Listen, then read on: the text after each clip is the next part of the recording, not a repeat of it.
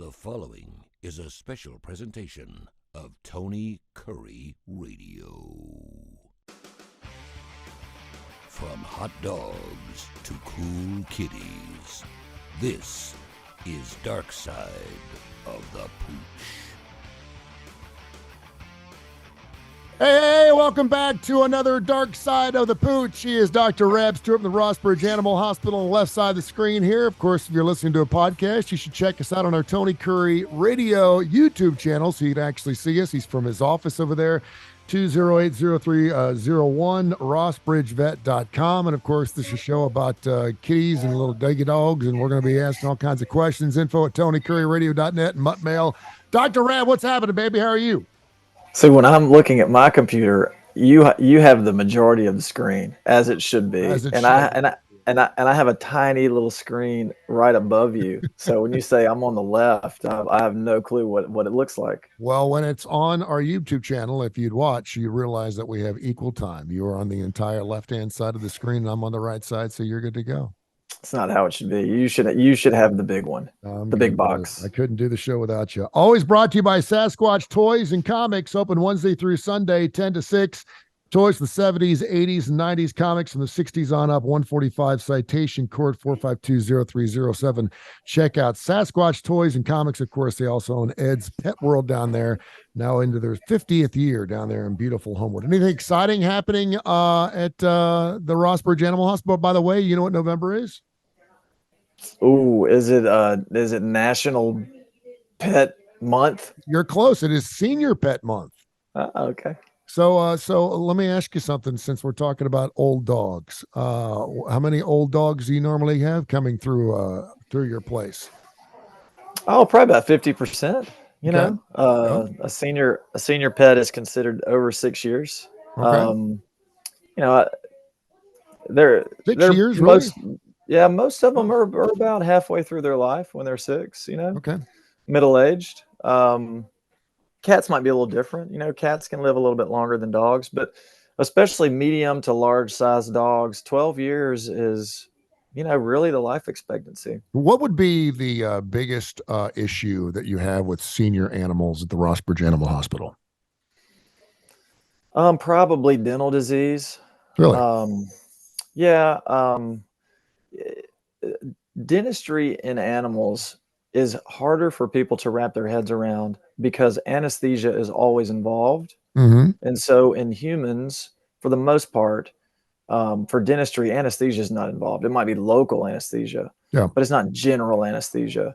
And so when you have a situation like that where one procedure for people is done one way and the procedure for animals is done a different way, I think owners have a hard time wrapping their head around it. They don't want to anesthetize a dog and assume that risk for something that they don't have to be anesthetized to do. Yeah.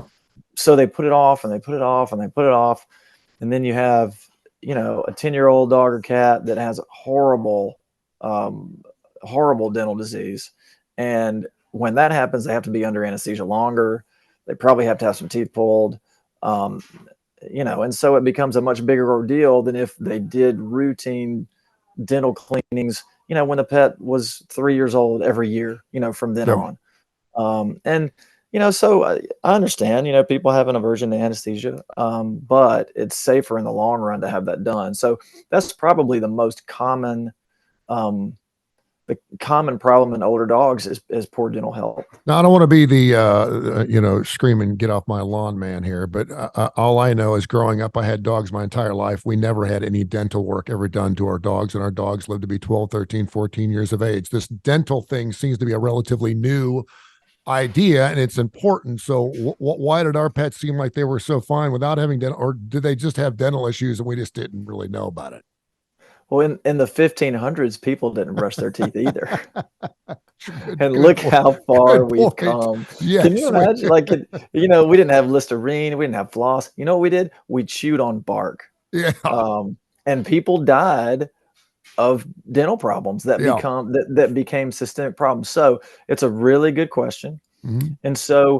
And I would tell you that the most important evidence for cleaning a pet's teeth is the bacteria that lives under the gum line from not having routine dental cleanings done that has been proven to cause histologic problems in abdominal and organs in the chest. So they can pinpoint that these bacteria caused this pathology in this organ. But what we don't understand is, okay, then what? Does the pet actually suffer because of that?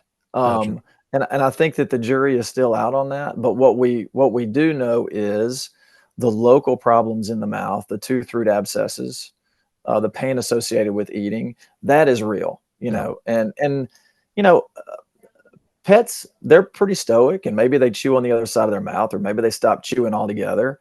But there's a lot of evidence that the problems in the mouth do affect distant organs. Yeah. Do you chew more on one side of your mouth than the other, just from habit? I think the left. I chew on the right. I catch myself chewing on the right. I used to have a bridge on the left that used to come up whenever I had like a brownie or something would pop up, and so I still chew them. I think I'm a right chewer. That's what I am. Yeah. Info at TonyCurryRadio.net, info at TonyCurryRadio.net. And that's a perfect lead in to our first question here from Larry in Birmingham. Do dogs have a dominant paw? Great question. We've never had that question before.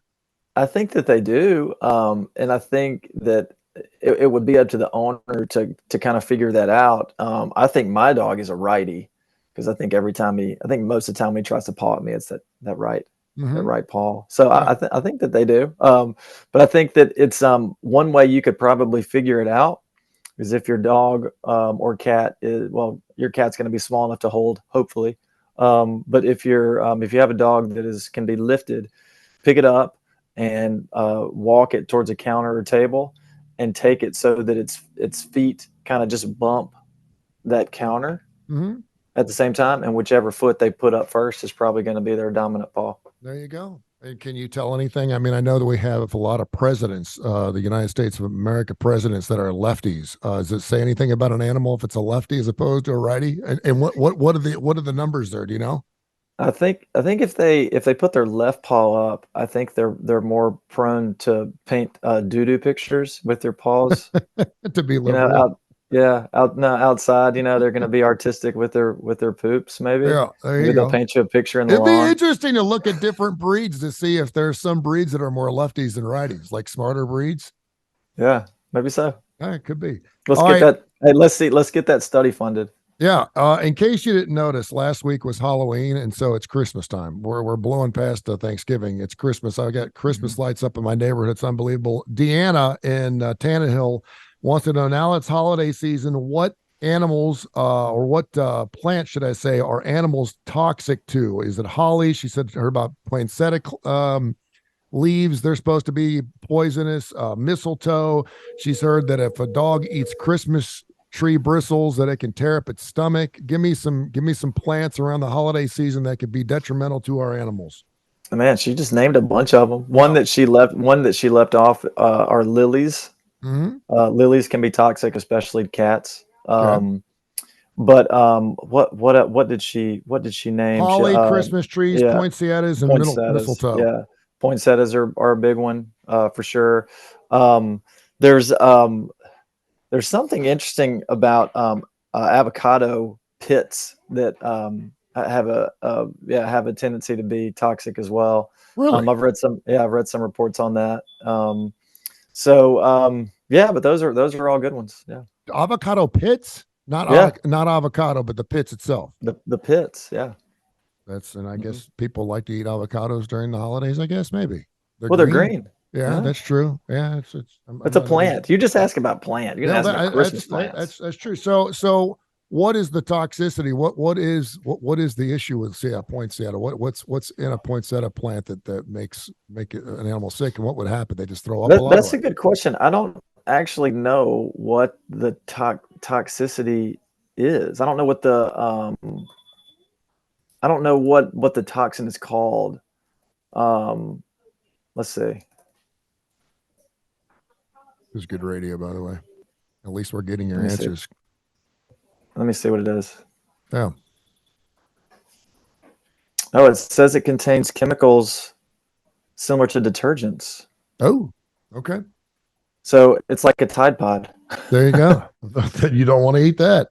Info at TonyCurryRadio.net. Darkside of the Pooch brought to you by Sasquatch Toys and Comics. Open right there. Citation Court in beautiful Homewood, as well as Ed's Pet World. I get on there at least once a week. Scotty in Huntsville wants to know, he's wanting to take his dog to a bark in the park, but he's got a puppy, and he's heard taking puppies to barks in the parks around other dogs could be dangerous to its health. It could get sick. Is that true?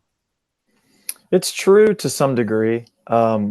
I would be cautious, and I would avoid places like that unless a pet has had at least 3 distemper parvo vaccines, and preferably 4 distemper parvo vaccines.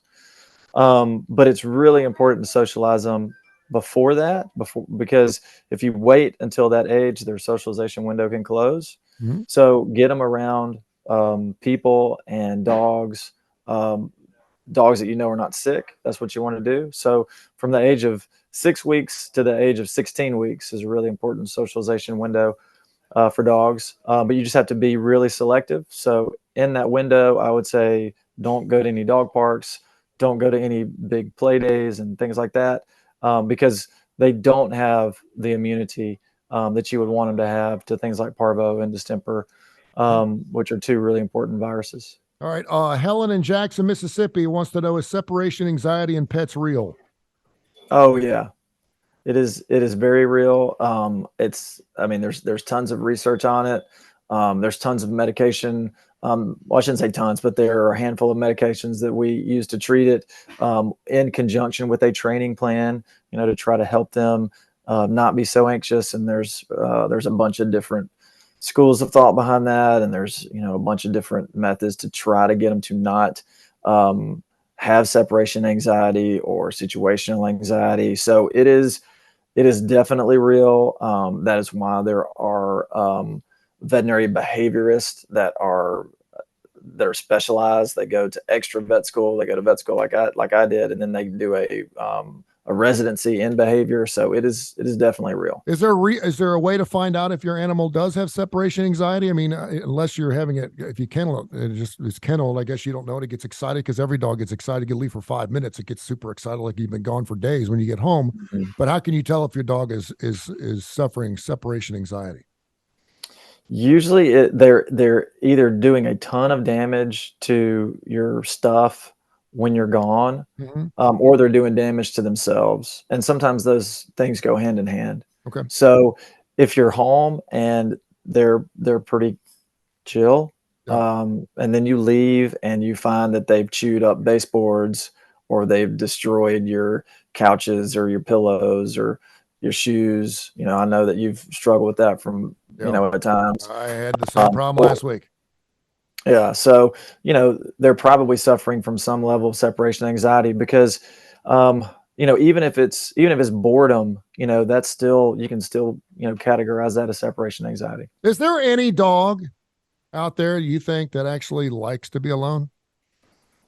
I mean, I'm going to church yesterday, and the dog's like, finally he's leaving, get out of here. I want to be alone. Do dogs like alone time? My dog loves when we leave, because if we leave any food on the counter, he's going to get it. So I think that if there's food in question, then he can't wait for us to leave. But see, that's not separation anxiety. They just want food. They're not tearing stuff up. They're not tearing food up. They just want food. Yeah. All right. Tim in Fort Walton wants to know, why do my dog's paws smell like corn chips? We've had that question, I think, before, and I've never gotten close enough to my dog's paws to sniff them, but they do smell like corn chips, like Fritos. It's a yeast infection when that smell's there. So the way to figure it out is you just get some skin cells and look under the microscope, and it's really obvious if they have the common type of yeast is called Malassezia. So you're going to see that on the microscope, and then you can treat accordingly. But that's probably what it is. And would that be why a dog licks his paw a lot? Initially, it is probably not why it licks. There's another reason that it licks. And then the moisture that is in that area will lead to the yeast growing. Mm. And then once that happens, they are licking because the yeast is there. But they're also, for whatever the primary reason they were licking, they're also still licking because of that. But the yeast just make it worse. I have a yeast infection over here because I got my dog, Rainer's been licking his right paw a lot. Like to the point where it's soaking wet. Yeah. That's a yeast infection? Potentially. They can also get bacterial infections, but usually that classic smell that is in the email is yeast infection. It's been a long time since I've had a yeast infection in the Curry household. Has it been a long time since you rock and rolled? No, it hasn't been a long time since you rock and rolled. No, I rock and roll 24 hours a day. What are you talking about? Edgar in Fort Payne wants to know, does getting a dog spayed or neutered change their personality? Now, you know my story about Freddie Dog, where I actually saved his nuts and put him on top of the refrigerator. Didn't change a thing. But I know a lot of people think that by having taking away his manhood, that it will change his temperament. Is that true? And I think you locked. I think it does decrease their energy level a little bit. Yeah. Yeah, go ahead. Lethargic. Their energy level can go down a little bit. So, yeah, the big answer is yes, probably. Makes them a little. You're freezing up a little bit. We'll work our way through it. If you can hear me, less energetic. Yeah. What do dogs know when they have something like that? When they're spayed or neutered, do they know that they've had something done to them?